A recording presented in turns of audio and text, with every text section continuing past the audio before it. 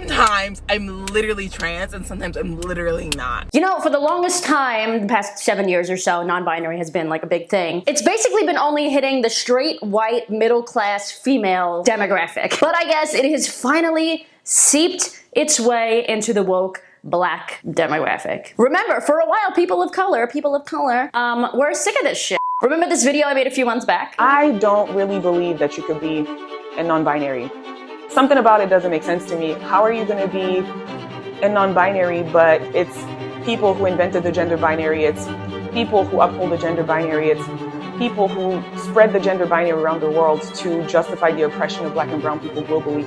It's something about that just doesn't make sense. We have gotten to the point where white people are no longer allowed to be non-binary. We're at that point of intersectional LGBT drama. The sad thing about all of this is that you would think that the more people are coming out as non-binary, the more we would have a better understanding of the concept of it all, right? Turns out no. I'm non-binary, gender fluid, right? And within that, technically, by the definition standards, I am trans, right? However, I'm not always like trans. All she said is that she's can pick when she's trans and when she's not, and when she's non-binary, when she's not.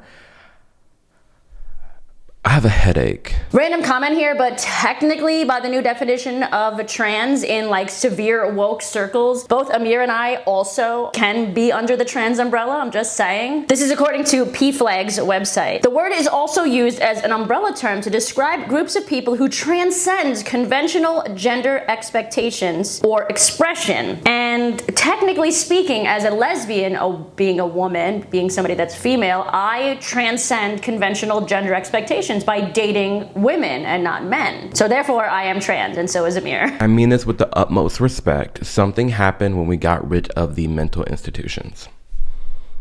So I don't know what this is. As accepting and pushing for equality as I want to be, I genuinely can't if I can't define something. I don't even know what the hell non-binary is, what the trans fluidity, the gender fluid. If there's no substance to the meaning, to the words, how can we possibly fight for you and on your behalf? You know, one of the reasons why cis people think they're real or natural or the default is because they've fallen into the trap of the myth of white supremacy. For all of human history, we know that there are males and females. Males and females generally act, think, feel, look differently. Our brains, bodies, and chemistry and hormones and such are created differently enough that we can notice patterns across the spectrum. Of course, there is sometimes a little bit of overlap, but usually not much. This has nothing to do with race. Stop bringing science and gender into race issues or race relations. Not everything is intersectional. So if you think things like trans women aren't women, or if you call people trans but then refuse to call yourself cis, if you're cis, that means that you have been influenced by one of the original influencers. The twin siblings of colonialism and the myth of white supremacy. And those twin influencer siblings get paid by capitalism to influence. They have literally influenced you to believe that there is a version of a man and a woman that is more human than all the other versions. Sound familiar? Yep. White dominant culture, colonialism, capitalism, they've been working real hard on us. Remember, just like with any influencer trend that is toxic, we don't have to believe it and we don't have to follow it. And in fact, we can even point out the ludicrousness and make it completely obsolete. You cannot strip biology away from male and female. That is not hateful. That's not transphobic. It's biology. It is what it is. I identify as a man, and you're not going to take that away from me, call me a cis man. I'm a man. You're not going to change or add words to my identity just so that you can make sense of yours. Here in America, we're bored. There's really nothing for people to worry about here. Truly.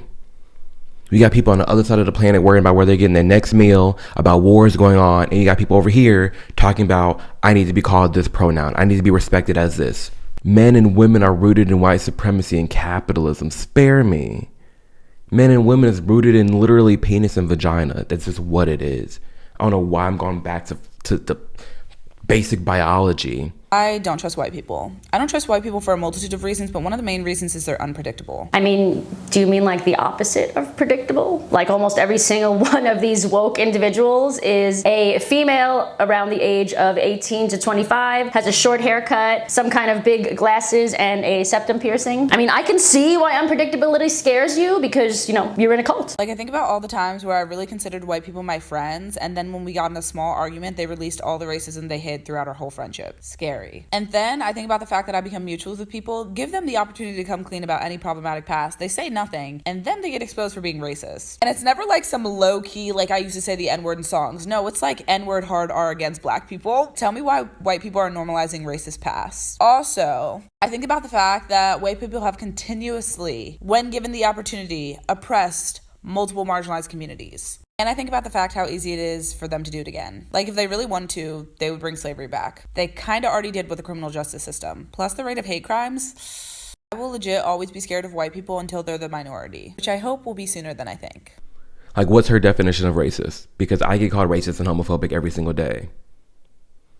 Instagram demonetized my account because I'm racist and homophobic. I'm literally with a man, and I'm blacker than 11:59 p.m., but they want to say I'm racist and homophobic.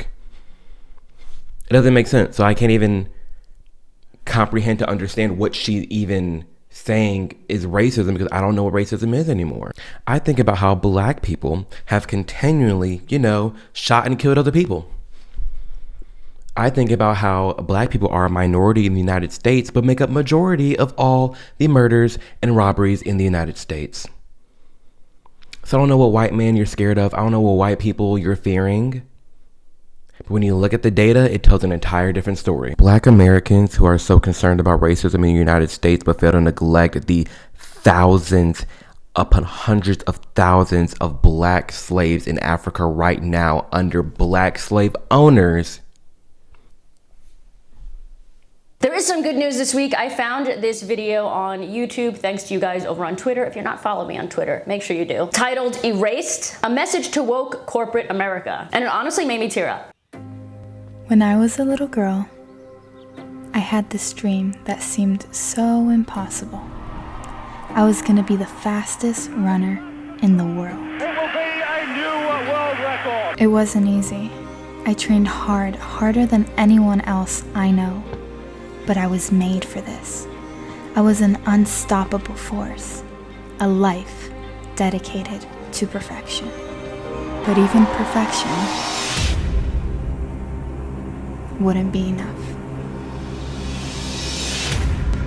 Special props to the producers of this for making the young woman in the video black, because I think they probably know and they probably will get less shit from the far left, just for the simple fact of intersectionality being a thing. Black people, according to the left, as we know, are lower on the hierarchy totem pole. But in regards to the trans sports issue, once again, these people on the far left, or just anybody who disagrees with us at this point, has to be crazy. How can you not see that males hold a significant advantage, generally speaking, if they have gone through male puberty? Thank you so much for watching. If you enjoyed this video, give it a big thumbs up and make sure you subscribe to this channel if you are not already, because I post videos every single week that are controversial to a very small part of the world. So most of the time you and I are going to agree, and you won't feel as alone and crazy with your thoughts as you do right now. Make sure to check out Amir's channel as well. We also filmed a video over on there. And I will see you guys back here next Sunday with a brand new video. Until then, I love you. Love yourself. Bye.